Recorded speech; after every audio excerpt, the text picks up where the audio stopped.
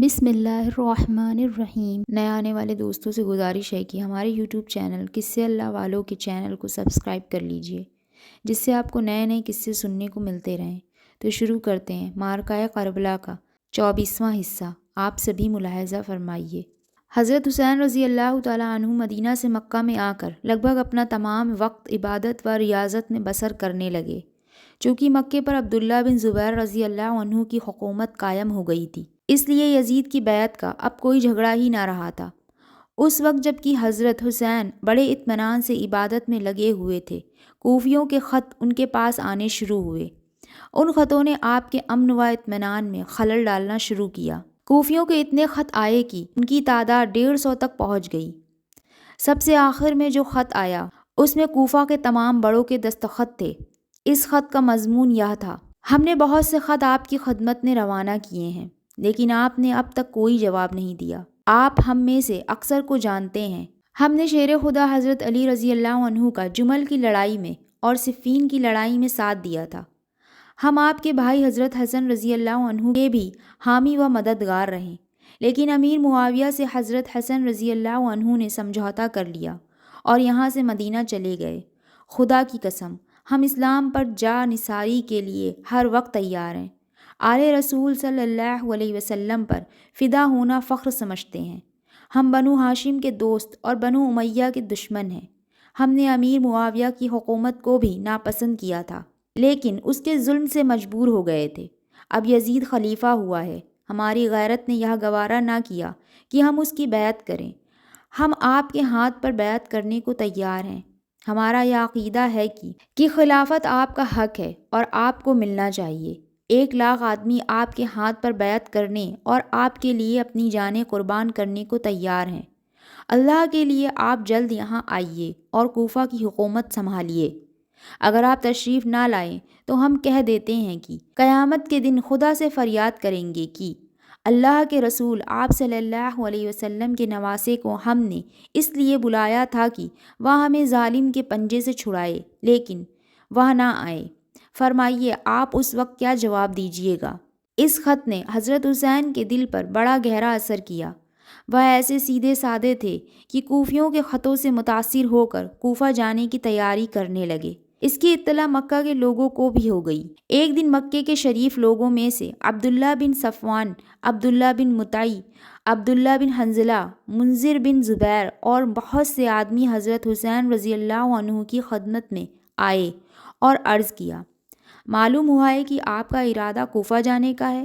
ہاں، میرا ارادہ کوفہ جانے کا ہے، آپ نے جواب دیا۔ کیا آپ اس بات کو بھول گئے کہ کوفیوں نے آپ کے والد حضرت علی رضی اللہ عنہ کو دھوکہ دیا اور شہید کر دیا؟ آپ کے بھائی حضرت حسن رضی اللہ عنہ کی توہین کی؟ عبداللہ بن مطیع بولے: میں بھولا نہیں، مجھے یاد ہے۔ حضرت حسین نے فرمایا: پھر آپ ایسے لوگوں کے کہنے میں کیوں آ رہے ہیں؟ عبداللہ بن صفوان نے کہا: ایک تو وہ مجھے عقیدت سے بلا رہے ہیں، دوسرا انہوں نے یہ لکھا ہے کہ اگر میں نہ گیا تو وہ قیامت کے دن خدا سے فریاد کریں گے۔ حضرت حسین نے فرمایا: یہ سب ان کی مکاری ہے۔ انہوں نے ہمیشہ خاندان رسالت کے ساتھ بدعہدی کی ہے، دوستی کے پردے میں دشمنی کی ہے، ان کے کہنے میں نہ آئیے۔ عبداللہ بن مطیع نے کہا: خدا دلوں کو پھیرنے والا ہے، ممکن ہے ان کے دلوں کو حقیقت کی طرف پھیر دیا ہو۔ حضرت حسین رضی اللہ عنہ نے فرمایا: یہ سچ ہے کہ خدا میں ہر طرح کی قدرت ہے، لیکن مناسب یہ ہے کہ پہلے اس بات کا اطمینان تو کر لیجئے کہ جو کچھ وہ لکھ رہے ہیں وہ سچ ہے بھی یا نہیں۔ عبداللہ بن صفوان نے کہا: ان کے ایک دو نہیں، اس وقت تک 150 خط آ چکے ہیں اور ایک خط نے 150 آدمیوں کے دستخط ہیں۔ حضرت حسین رضی اللہ عنہ نے فرمایا: لیکن اس میں کیا حرج ہے کہ آپ پہلے کسی کو یہاں سے بھیج دیں اور وہ کوفہ جا کر دیکھ لے کہ جو کچھ کوفی کہہ رہے ہیں اس پر کہاں تک عمل کرنے کو تیار ہیں۔ منذر بن زبیر بولے: اس میں کوئی حرج نہیں ہے۔ اگر آپ سب لوگوں کی منشا یہی ہے تو میں اپنے چچیرے بھائی مسلم بن عقیل کو بھیج دیتا ہوں۔ وہ وہاں کے حالات دیکھ کر مجھے جو کچھ لکھیں گے میں اس پر عمل کروں گا۔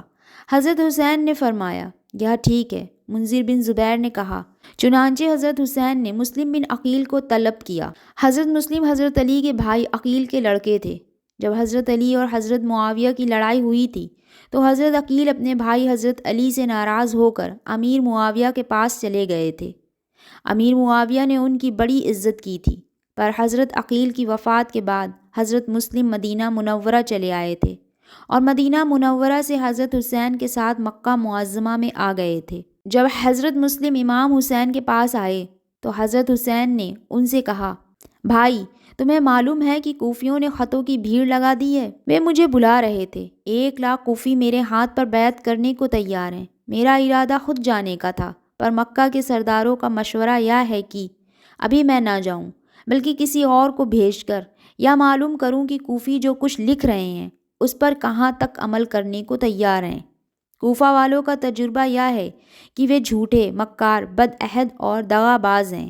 میرا نجی خیال تو یہ ہے کہ ان کی کتنی کرنی پر کبھی بھروسہ نہ کرنا چاہیے، مگر وہ مسلمان ہیں اور مسلمان کو مسلمان کے قول پر بھروسہ کرنا چاہیے، لیکن مصلحت یہ ہے کہ پہلے ان کے قول کو عمل سے جانچ لیا جائے۔ میں نے اسی لیے تمہیں بلایا ہے۔ میں چاہتا ہوں کہ تم کوفہ جاؤ اور وہاں جا کر جو کچھ ان کا رنگ دیکھو اس سے مجھے مطلع کرو۔ مجھے جانے میں کوئی عذر نہیں ہے، پر بہتر ہوتا کہ کسی اور آدمی کو بھیجتے۔ میں کسی اور آدمی کو بھی بھیج سکتا ہوں، پر سب سے زیادہ مناسب تمہیں سمجھتا ہوں۔ بہتر ہے، میں تیار ہوں۔ حضرت حسین رضی اللہ عنہ نے اسی وقت کوفیوں کو ایک خط لکھا جس کا مضمون تھا، میں گوشہ نشیں ہو کر عبادت میں مصروف ہو گیا تھا، پر تمہارے خطوں نے مجھے تیار کر دیا ہے کہ میں گوشہ نشینی چھوڑ دوں۔ تم نے اپنے خطوں میں جو کچھ لکھا ہے میں اسے سمجھ گیا ہوں۔ اپنے چچیرے بھائی مسلم بن عقیل بن ابی طالب کو، جو اہل بیت سے ہے، بھیجتا ہوں، یا تم لوگوں کا رنگ ڈھنگ دیکھ کر مجھے اطلاع دیں گے۔ اگر واقعی تم لوگ اپنے لکھے کے مطابق تیار ہوئے تو میں بھی آ جاؤں گا۔ امام وہی ہے جو اللہ کی کتاب پر عمل کرتا ہے، عدل پر قائم رہتا ہے اور دین حق پر چلتا ہے۔ یہ خط لکھ کر حضرت حسین نے حضرت مسلم کو دیکھا اور یہ ہدایت کی کہ وہ سفر کی تیاری کر کے اگلے دن وہاں سے روانہ ہوں۔ چنانچہ حضرت مسلم نے وہاں سے جا کر تیاری شروع کی۔ شام کے وقت وہ مکہ کے لوگوں سے اس طرح ملتے پھرنے لگے جیسے ہمیشہ کے لیے ان سے ودا ہو رہے ہیں۔ اگلے دن صبح کی نماز پڑھ کر حضرت مسلم حضرت حسین کی خدمت میں سفر کی اجازت لینے کے لیے حاضر ہوئے۔ حضرت حسین نے انہیں اجازت دی اور یہ ہدایت کی کہ اہل بیت سے محبت کرنے والوں کو خود نماز پڑھانا، فتویٰ بھی خود ہی دینا، لیکن میرے آنے تک کوئی حرکت نہ کرنا۔ نعمان بن بشیر کوفہ کا گورنر ہے، فی الحال اسے ہی حکومت کرنے دینا۔ کوفیوں سے میرے لیے بیعت لینا، جو لوگ بیعت کریں ان کے نام اور تعداد لکھنا۔ حضرت مسلم حضرت حسین سے رخصت ہو کر آئے۔ ان کے 2 کمسن بیٹے محمد اور ابراہیم تھے۔ چونکہ وہ دونوں حضرت مسلم سے زیادہ لگاؤ رکھتے تھے، اسی لیے حضرت مسلم نے انہیں بھی ساتھ لیا اور کوفہ کی اور روانہ ہو گئے۔